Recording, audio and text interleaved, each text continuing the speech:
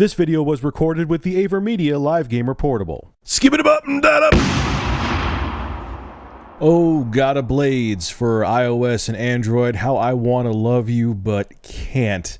I like you a lot, and the gameplay is awesome. As you see, it's like an old school 2D action side-scroller. Kind of reminds me of something you would see on the Sega Genesis back in the days. The gameplay is fun when it works right, but the problem is there's a lot of frame rate and technical issues with this game. It gets very choppy, freezes up randomly for no reason. It doesn't lock up, but it'll just like freeze cold, stop cold for like 5 seconds and then start going again.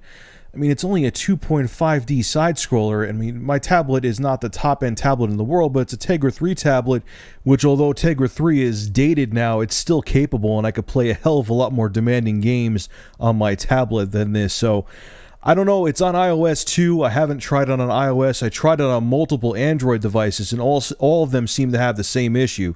So if you have Gotta Blades for iOS, tell me how it runs, if it runs smooth. Because if it does, this is a fantastic game. But for Android users, I could at least speak for you guys. It's cheap. See, it's freezing right there.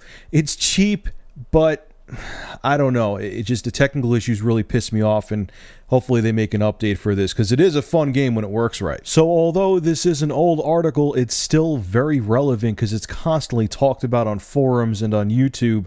Clock speeds for processors aren't everything. This video shout out goes to YouTube user Global Gaming 101. I'll have a link to his channel below in the description. And Chief Technical Officer for Avalanche Studios Linus Blomberg speaks about the clock speeds of the processors in both the Xbox One and PS4. This is what he had to say, and we all know that the Wii U, because it has a very low clock speed, received a lot of crap from people because they said, oh, it's so slow, how could it compete?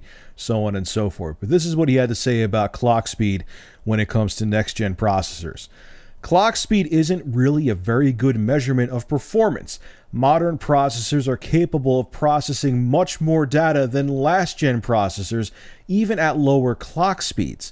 Lower clock speeds also have the benefit of consuming less power and producing less heat, meaning that the hardware can be more silent. What matters is the number of processors available, and luckily the PS3 forced developers to become much better at utilizing parallel processing power. Talk about a crash course. He was also asked if the PS4 will have a technical advantage, because even though both systems have 8 gigabytes of RAM, the PS4 is only going to use 1 gigabyte for its operating system, and the Xbox One is going to use 3 gigabytes for its multiple operating systems, and he was asked if that's going to be an advantage for the PS4 in the future, and this is what he had to say. I think it's too early to say. Naturally, it's easier and cheaper for developers to develop for the smallest common denominator, but if that difference becomes too large, we'll definitely see specific implementations for each platform. I.e., maybe 4 years from now, we'll see a multi-platform game run at 60 frames per second on the PS4, and maybe it'll only run 30 frames per second on the Xbox One. It's not definite that's going to happen, but it's a possibility. Who knows? The reason why I wanted to talk about this article, because I see on the internet people are thinking, oh, I hear the PS4 and Xbox One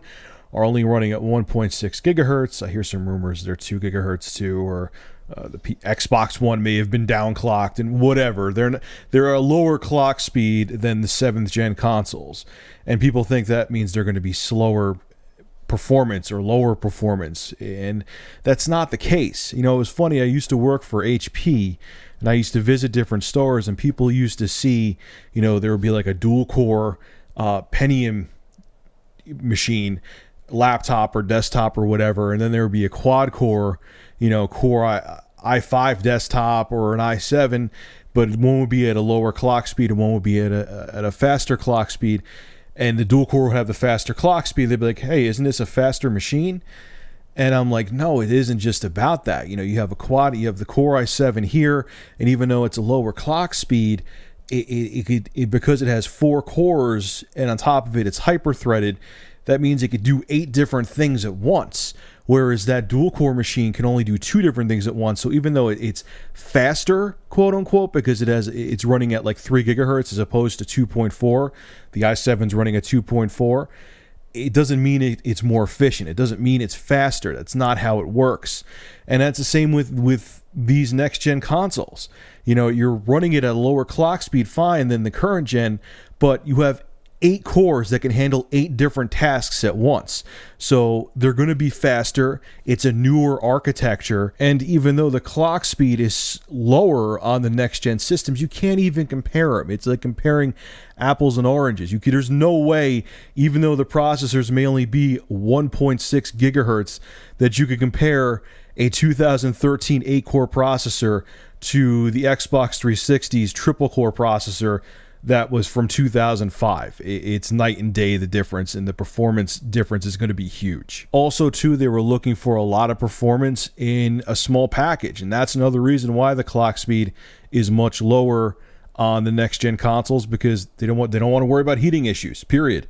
And if you lower the clock speed, the processor produces less heat and less chance of overheating. That's why the PS4 is so small. It doesn't need a lot of space to cool off that 8-core CPU. So the bottom line is, if you see people bitching in forums about the next-gen consoles having slow processors, just tell them that clock speed, to a degree, means shit, and tell them to sit in a corner and be quiet. Anyway, folks, make sure to rate, comment, favorite, and subscribe. And if you have an interesting news story you would like me to discuss, private message me with a link via YouTube. And if I use your news article, I will give you a shout out in the video and feature your YouTube channel in the description. Have a good one.